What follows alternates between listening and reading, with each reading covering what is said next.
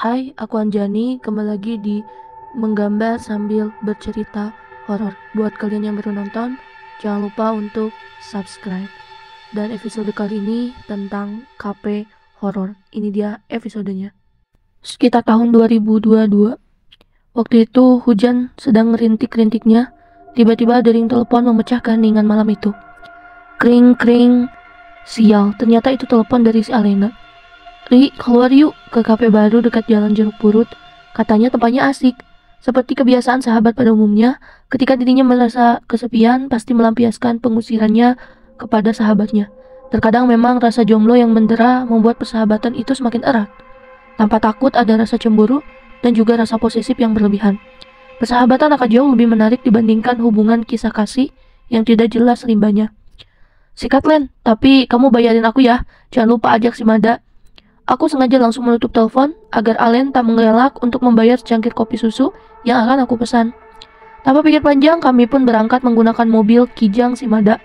Len, Mad, ini kan kafe yang katanya horor dan pakai penglaris itu. Jangan-jangan nanti kopi susunya hasil dari perahan susu wewe gombel. Ih, serem. Astagfirullah, istighfar, sembarangan aja kalau ngomong. Mulut itu dijaga, bukan untuk memfitnah. Ayo turun, sudah sampai. Mada memang orang yang paling lurus di antara aku dan Alen. Bapaknya adalah kiai kampung dan jamaahnya sudah ada di seantero kecamatan. Dengerin tuh, pakai kuping. Mana ada kafe dengan desain yang instagramable, ada hantunya atau pakai penglaris. Oke, lihat aja kalian. Pokoknya kalau tiba-tiba ada yang nangis dan teriak aing macan, aku gak mau tanggung jawab ya. Kami bertiga pun sengaja memilih tempat duduk yang paling ujung, sehingga semua sudut ruangan terpantau jelas oleh pandangan kami. Tiba-tiba, Kak, mau pesan apa? Mas ngagetin aja. Aku pesan kopi susu dan gak pakai gula ya. Kalian mau pesan apa, Landmat? Teh susu, dengan jawaban yang senada mereka berdua memesan pesanan yang sama. Untuk ukuran kafe baru yang ada di kota kecil, ini merupakan pencapaian yang luar biasa. Pelanggannya begitu banyak, bahkan ada yang rela duduk di luar kafe hanya untuk menikmati segelas es teh manis. Dari desainnya sih sebenarnya biasa saja. Hanya ada mural di dinding tembok dan kepala kerbau di atas kusen pintu. Atau mungkin ini kebetulan saja, maklum malam ini adalah malam minggu. Pesanan kami pun datang begitu lama, mungkin karena kafenya yang sesak dipenuhi oleh para pengunjung. Mad, aku lagi galau nih. Masa iya aku ditinggalin begitu aja sama gebetanku? Padahal kan dulu aku itu katanya bunga dan dia kumbangnya. Ya elah, barang gitu aja.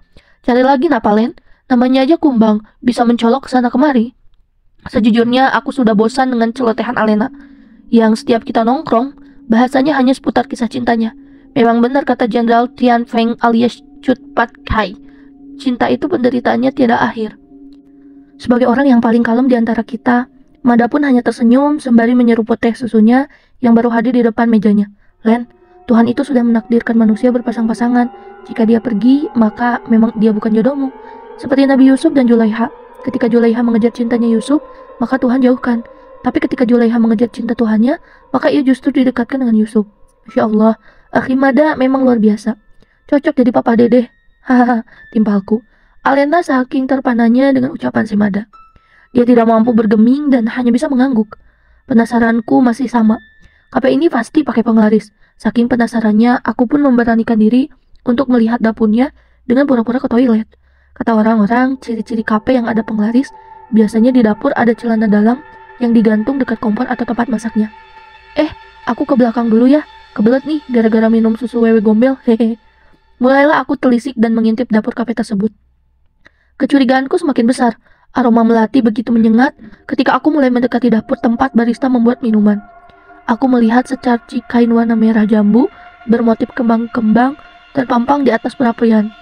Segera aku kembali ke meja semula dan mengurungkan niatku untuk memasuki pintu toilet. Loh, kok cepat banget, Ri? Kalau pipis itu disiram, jangan ditinggalin begitu aja. Nantinya jadi kayak aku, Ri, ditinggal tanpa penjelasan.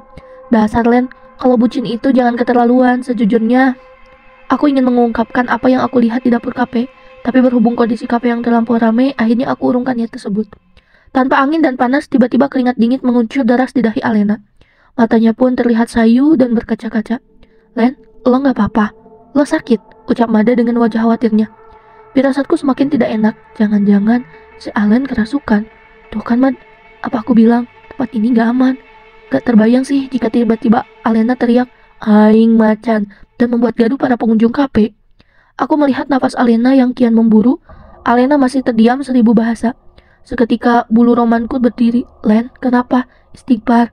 Mad, coba ente baca ayat kursi. Dia melori. Len, kenapa? Entah apa yang merasuki tubuh Alena, pandangannya tertuju hanya pada satu titik. Aku lihat sorotan matanya mengarah pada kursi tua di pojok kafe yang saat itu diduduki oleh seorang pria berambut pirang dengan wajah pucatnya. Rasanya tidak ada yang aneh dari sosok pria tersebut. Hanya saja pria itu duduk dengan seorang wanita berbaju putih dengan rambut tergerai panjang. Melihat situasi yang semakin kurang kondusif, kami pun memutuskan untuk pulang. Di perjalanan Alena terus menangis. Aku dan Mada pun hanya bisa terdiam di dalam mobil. Akhirnya dengan sedikit keberanian yang tersisa, aku pun mencoba berbicara kepada Alena. Minum dulu Len, istighfar. Aku kan udah bilang, ada yang gak beres dari kafe itu. Aku lihat sendiri tadi di dapur. Mereka ngapain coba? Di atas pintunya ada kepala kerbau. Pasti itu penglarisnya. Ri, udah. Gak boleh gitu. Kasihan Alena. Di sini aku mulai kesal dengan Mada yang tidak percaya dengan kata-kataku. Ketika suasana mulai kondusif, akhirnya Alena pun mulai membuka mulutnya. Mad, ternyata benar apa yang dikatakan si Jupri. Tuh kan, apa aku bilang? Diam dulu, Ri. Alena kan belum selesai ngomong. Kemudian Alena melanjutkan penjelasannya. Kalian tadi lihat cowok berambut pirang dan cewek berbaju putih kan? Kalian ingat kumbang yang aku ceritain tadi gak? Kumbang yang mana, Len? Kamu lihat siluman kumbang di kafe itu ya? Aku semakin penasaran dengan penjelasannya. Masa iya si cowok rambut pirang dan cewek berbaju putih itu jelmaan siluman kumbang? Gumamku. Bukan itu, Ri. Cowok rambut pirang tadi adalah mantanku dan si cewek tadi adalah pacar barunya. Dulu dia pernah bilang kalau dia tidak bisa hidup tanpaku. Tapi tadi, kok dia ada di kafe itu? Berarti dia mayat hidup kan? Horor memang kafe itu ya, Ri. Mad. Akhirnya, aku dan Mada pun menangis bersamaan. Terima kasih sudah menonton. Jangan lupa like, komen, dan share-nya. Tunggu episode menarik lainnya.